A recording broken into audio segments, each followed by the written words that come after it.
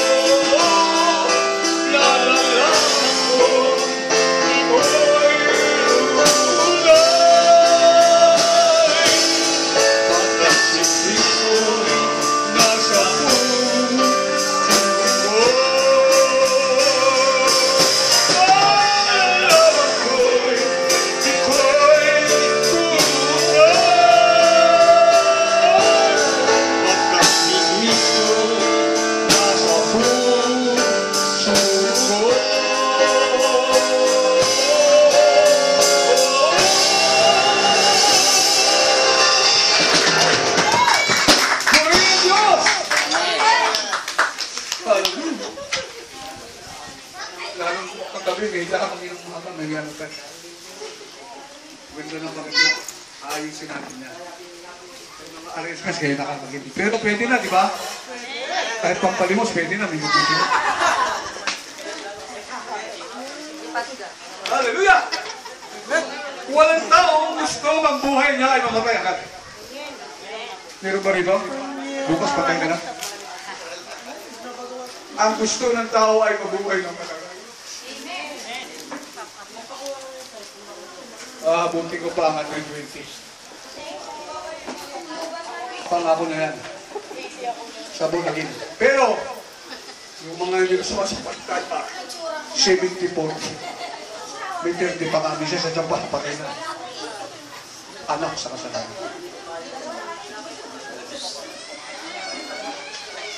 Okay. Lahat tayo gusto natin mabuhay ka katagal upang makasama ang ating anak. Makibang graduate, magkaroon ka ng apo. Ngunit sinabi ng Bible kung paano mabuhay ang buhay ng matagal. Hindi tayo sabay kamit. Kaya lang malusok. Ang sarap! Kumain lang, walang bawal. Tingnan mo na high blood. Kain ka kasi ng kain niya, high blood ka. Walang bawal. Yan, mahilig sa bago. Bisaya ka kasi. Lawlaw.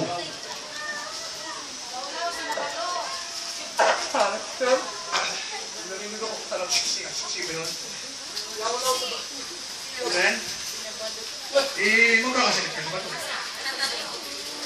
Wala pang iingat sa pagkain, hindi mag-iingat ka sa pagkain. Wala. Diba? Kaya alam kung sumubra. Lahat ng sobra bawal.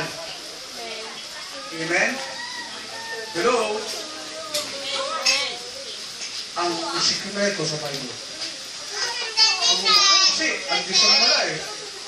Ang buhay ay isang mala. Hindi pwedeng mabuhay ka na walang mala. Hindi wala ang Diyos yan. Regalo na yan! Ingatan mo yan! At kailan nang huwag ka magpapaloko sa Diablo? Pinagtanggubayan ni Kristo ang mga bagay mo. Sinabi ng Epeso, 6, 1:3. Igalang ninyo ang inyong mga magulang. Amen? Kaya isang banda kung nga nila sa komentaryo, pinanggalan ko, yung magulang ito, kuya. Magulang sila, kuya, ate ko. Ang galangin ko, alam naman. Hindi, si nanay lang, ang galangin ko. Sus mo kasi tinuro ng Biblia. Balik. Galangin ko si nanay, si tatay. Pero kayo, napakailang sa inyo ito. Malian pa bang tuturo ng mga kasal. Pagkagalangin, yung medyo may tadyayo, hindi mo tawag sa kuya mo. Kuya, tawag mo, pagkagalitan mo na sa atin mo. Hello? Nakasitap na sa atin, kuya. Hello? Mahal mo yung ate mo, mga kapatid mo, mahal mo. Yung magulang sa'yo. Medyo maitan na gagalangin mo. Pag nakita ka sa daan ng matatanda, hindi mo masabihin ka ng matanda na ito. Gagalangin mo rin. Ako nag-English kahit sa'yo. Nag-English ako, ginagalang ko kahit ito na makala. Hello? Alice West, kumag-anak mo naman na. Isa lang naman tatay natin ng mga. Kumalang ka kahit kanino. Huwag kang sultari, baka balik ang ganda ng tiyan na. Pero tinuro din ng Bible, yung magulang mo. Okay? Kasi kung wala kang kagalit, lahat kapatid mo, ay sino man anak sa'yo. Safety sa aking sin by the Holy Spirit. Oh, love. Ingat, tutulungan ka pa dyan. Kung may problema ka, wala ka magpera. Ito.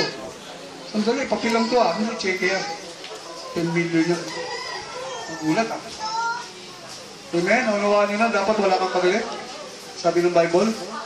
Lalo na ang magulang mo, gagalangin mo ang iyong mga magulang. Parang walang operator ah. Jeremy. Yan si Jeremy yan. Peso. Ha? Epeso 6, 1-3. Gusto ko makita mabasa ng Manila. Kasi hindi naman kayo nagpapasa talaga eh. Binigyan. Sino walang Bible dito? Ilang gusto mo? Ha? 6, 1-3. 6, 1, 2, 3. Ah, si ano, brother ano? Wala pa ang Bible. Yung Bible na, wala na rin eh. No? Doon kumuha sa kwarto ko. Ando, nakabalot. Nandiyan sa kwarto ko, pagpukas mo ng pinto. Turn left. No, left. Yan, yan. Left. Tignan natin yung Bible. Sino ko walang Bible? Ha? Kung may ano sa akin kasi. Ha? Ano ang Bible? Ano ba ang Bible talaga? Bakit lang yung dinidi ko? Pero kayo pasahin. Ha? Sa Epeso 1:26. Para ikaw ay magkaroon ng mahabang buhay. Ha? Mga natin. Mga anak. Wala tayo naging anak, may tatay tayo. Mga magulang ng Panginoon sapagkat ito ay nararapat. Dos. Igalang mo ang iyong ama't ina. Ito ang unang utos na may kalakip na pangako. Ikaw ay giginhawa at hahaba ang iyong buhay sa lupa. So, mahaba ang buhay mo. Ha? Ito na susi. Para mapapagalangin mo, tatay mo. Wala. Amen. Sinabi pa, kasi may sinabing lupa habang buhay. Pagpapalain ka sa lupain. Sa Exodus 20, verse 12. Lalawak ang iyong lupain. Amen, ba't lalawak ang iyong lupain? Inisip ko kasi lupa, magiging mayaman ka. Sabihin, layan, ano? Lupain, wala kang kagalit eh. Kahit siya ka pumunta. Oh! God, dali ka, kain ka! Bahay mo na rin to, matulog ka. Wala kang kagalit, love mo nga sila. Baka magagawa ka. Papunta ka ng Mindanao, ayaw na ako pauwi, kaya nakasampan ako dun eh. Pastor Ricky, iwan nyo rito yan. Dito muna yan. Ako makapalag eh. Gusto nang katutubo. Kung sa mga Inter-Island naman, sa Bordeos, yan yung Infanta Quezon na yan, yung Villa Quezon, Ulilio, Bordeos Island, Samna Island, hindi nila ako pinauwi. Sumbal din ako ron. Iniwan ako ng mga kasama ko. Sinento ko ng lansya, agawa ko ng lansya, 4. Iwan niyo si Bishop Ricky. Kailangan namin ng ganyan sa island. Hello? Hindi ako makauwi. Pinagagawa-gawa ako eh. Why? Kasi yung buwan ng Diyos, nakita nila sa buhay ko. Buhay ko lang ang umikot. Lahat yung island na yan, papunta ka dyan. Nagpunta pa si Pastor Ricky dito. World of Life. Pinabigay ko pa yung visit ko World of Life ko. Wala lang ako. Bigay. Hanggang ngayon maraming pinapapunta ako hindi ko mapuntahan. Medyo nag-COVID eh. Ikaw? Pero yeah, medyo na wala na yan. Wala. Iba naman kami ng naga. Kasi makukonference. Yung Bisaya, hindi ko naigot. Kasi nasa Rosa ko, nagdaanan ko lang yung bayan. May pastor doon. 300. Gusto ko magpa-conference. Pagkatapos nun, ilang pastor yun. Iikutan ko yung Saudi Leyte. Dati kasi ako ng pastor sa Leyte. Hello? Pagkawang ka, kung mabait ka, wala kang kaaway. Baka, ang dami mong ulam, kahit di ka na nagluluto. Ang sabi ng Bible. Ha? Hindi ka nagtanim. Ha? Pero umaani ka. Eh, mahal mo sila eh. Ano ba gusto mong ulam? Pastor mga... Oh, ayan o. Isang baka kakainin nyo na mag-asawa. Amen. Pero kung may kaaway ka, aba, lakas naman ng lubo, kakatayin ka lang. Iiwas ka mga sa kanila. Oh, may kagalit ako. Nagkagalit ako. Pero sumala ko ng lubo. Kung nanawal ako dito, may ginilihan ako ng mata dito, may pinakto ko. Maliit ang mundo mo eh. Walang tutulong sa'yo. Baka pa nakasakit ka, sumpahin ka pa. Yan, buti nga sa'yo. Oh, nagkalustos ka, yabang mo kasi. Galing mo basketball, galing ka, nang babalik ka. O di may lustos sa ngayon. Hello? Hahaba ang buhay mo at ang lupain mo lalawak. Huwag kang mag-isip mo. Kakaroon akong hektarya? No! Paglabang nag-ahari sa'yo. Amen. Baka sa bus, nangangaral ka, pagbalik mo. Babayad, hindi na po, pastor. Ilala ka eh. Libre na. Hello? Amen. At sinabi pa, ng Deuteronomy 5 verse 16. Amen. Yung mahaba ang buhay, tatagahan. Amen. Deuteronomy 5. Ba't tatagal ang buhay? Natural, hindi ka boring eh. May lupain ka, marami kang kilala, marami kang kaibigan. Baka yung mga mamatay. Pero yung mga namamatay, wala na nagmamahal. Alam, buwan, kunin mo na ako ulit, wala nang proof. Kwenta yung buhay ko. Mamamatay ka talaga. Wala lahat ng namamatay, walang nagpapaalala, walang gumadalo sa ospital, pero yung naghihingalo, ha? Kung sinabi mo, mahal ka namin, ba? Huwag mo kami iiwan. Ba, nag-iingalo na ha? Biglang pagtingin nila doon sa mirror, tatayo na, uuwi na, magaling na. Why? May nagmamahal sa kanya eh. Pero kung wala, ay wala na, baka magpakamatay o kaya uminom ng lason. Gawa niya, baka tuwalong sa ilog yun. Swerte kung may tubig, paano kung borax? Anak ng pastor, dalawa tuwalong sa ilog. Pagtalong doon, una ulo. Puro putik ang tiyan. Walang tubig, kala nila sa Guadalupe Beach. May tubig, wala eh. Putik! Lumubog sa putik. Bakit? Hindi alam nila, wala na wala na yung magulang nila eh. Mga nagloko na eh. Backslider na sila eh. Tumalon sa ilog. Ang anak ng pastor tumalon sa ilog. Sino gumawa? Babae. Iiwan eh. Nagsyota. Hello? Mahirap yung iniwan ka ng mahal mo. Kailangan, kung mahal mo talaga. Kung mga awayin. Hello? Ang ating mga magulang, ang tatay natin, nagsisikap.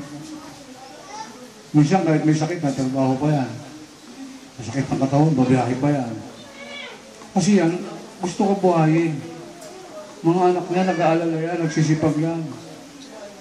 Ang magulang, ang nanay, laban ng gamit kasi para isuot ng anak. Huwag mong susupay ng magulang mo, huwag kang maliliitin ng magulang mo. Anak kayo ng anak, yung pala, hindi nyo kayang buhayin. Bira. Kasalanan naman na yung regalo ng Diyos. Salamat ka, naging tao ko dahil sa iyong magulang. Amen? Yung tatay mo nagsikap.